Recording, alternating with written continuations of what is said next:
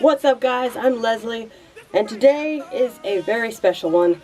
This Thursday marks the first of a 4-day event in my state called AWA, better known as Anime Weekend Atlanta. Not affiliated or being sponsored. At this con, you'll see all kinds of things, from plushies and Japanese candy to cosplayers and voice actors. Though today is technically the first day, the next 3 are considered the main parts, as the hours are longer and more events go on. And in honor of this annual gathering of awesomeness, I am posting a video each day featuring a new segment I'm going to have on my channel from now on. And I call it, Do You Remember? Lining up with AWA, the topics will have to do with anime and manga, some of which you may have never heard of before, some you may not remember, and others you'll find interesting to learn about. I'm also not going to go into full detail about each show or manga, but each little segment will provide just enough information so you get the idea of what to expect when you watch or read. So let's dig in. So first on the list, do you remember Full Metal Alchemist? I remember watching this show on Adult Swim and I just thought it was awesome. Heart-wrenching, it's philosophical, and so funny at times, pretty much everything an anime should be. A 27-volume manga written by Hiromu Arakawa, FMA tells the story of 2 brothers, Edward and Al Elric, living in a world where the most practiced science is alchemy. In the beginning, the brothers tried to revive their recently deceased mother, only to fail miserably. Their attempt costs Ed an arm and a leg, literally, while Al's body disappears completely. Years later, we see the 2 heading into a city called Risenbull, and they look very different from how we saw them last. Ed has prosthetic limbs that are known as automail, and Al is a suit of armor with the voice of a child. Now, Full Metal Alchemist is a really dynamic and well thought out 51-episode anime that stands alone and continues to be a fantastic work of fiction. Now, I know about, but I have not seen any of Full Metal Alchemist Brotherhood, but I plan to after watching the original series in its entirety first. Number 2, G Gundam. Who remembers this one? I do! Believe it or not, this anime is almost 25 years old, but the manga kept going with most copies coming out in the late 90s.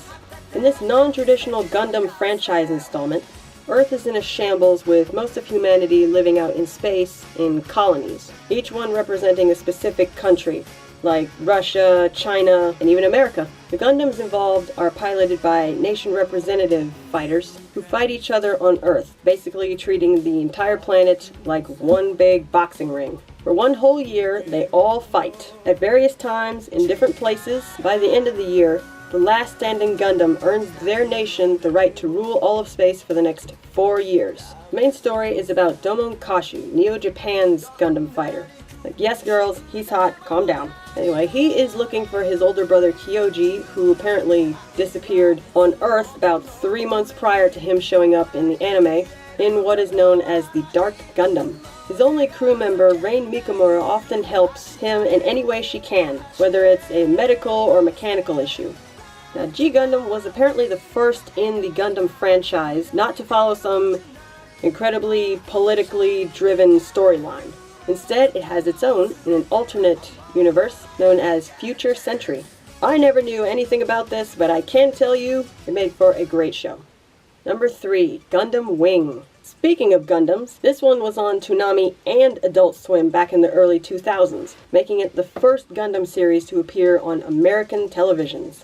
Now, similar to G Gundam, this show is set in a time when people have colonized space, and others live on Earth. Now, 5 teenage boys, all vastly different from each other in appearance and personality, are chosen to pilot special Gundams in order to combat an organization known as Oz. Each suit is from a different colony and was created by colony scientists using an alloy called Gundanium. And their sole purpose is to carry out what is known as Operation Meteor. Now, the main characters in the show, pilot Hiro Yui and a girl named Relina, are usually seen throughout, crossing paths and being thrown into conflict. Now, their relationship is a strange one, as Hiro is kind of your typical strong, silent, can't really get a read on this guy type, and Relina is still kind of finding her way. 49 episodes, several mangas, and one movie later, Gundam Wing remains a shining example of how Gundams and political popularity make a solid addition to the overall franchise. Number 4, Outlaw Star. Now, this show I used to watch on TV when I was a kid living on base with my mom, and I remember it coming on Toonami, and I enjoyed not only watching it, but also the art that is shown in the ending credits. Those were especially awesome and beautiful. If you've never seen it, check it out for yourself. So Outlaw Star is set in space with some cowboy vibes tacked on and revolves around the crew of a ship. Now the crew is made up of Gene Starwind, the red-haired captain, Jim Hawkins, the 11-year-old mechanic and Gene's business partner, Melfina, a bio-android who kind of came with the ship, Suzuka, a badass kimono-wearing female assassin, and Aisha Clan, an eccentric, tactless alien cat girl who seriously talks too much for my personal taste. Together, they have to dodge bounty hunters, escape assassins, deal with psychos, but above all, they must find ways to make money to support their journey, as well as take care of their ship, the Outlaw Star. The show spans 26 episodes and 3 manga volumes, all of which came out back in the late 1990s. I suggest checking it out for yourself. It is a really good space story. And number 5, Wolf's Rain. I don't know if anyone remembers this one, but wolves became one of my favorite animals, and they still are because of this show. So that should tell you something. Made from a 2-volume manga, this 14-year-old anime takes place, not in space this time, in a setting where wolves have supposedly been extinct for the last nearly 2 centuries. But that is not true. They live among humans, casting a sort of glamour illusion over themselves, so they appear to be normal people. However, that visual facade is destroyed if they come in contact with a human or are sensed by another animal. Now, this show mainly revolves around Kiba, a beautiful, strong, white wolf who wanders into a city when he is injured. He later takes up a teenage disguise and meets more wolves like himself who are in hiding. Hige, Toboe, and Tsume join Kiba on his quest to find a place called Paradise, which is supposed to appear when the world is to end. Thing is, only wolves know how to find it.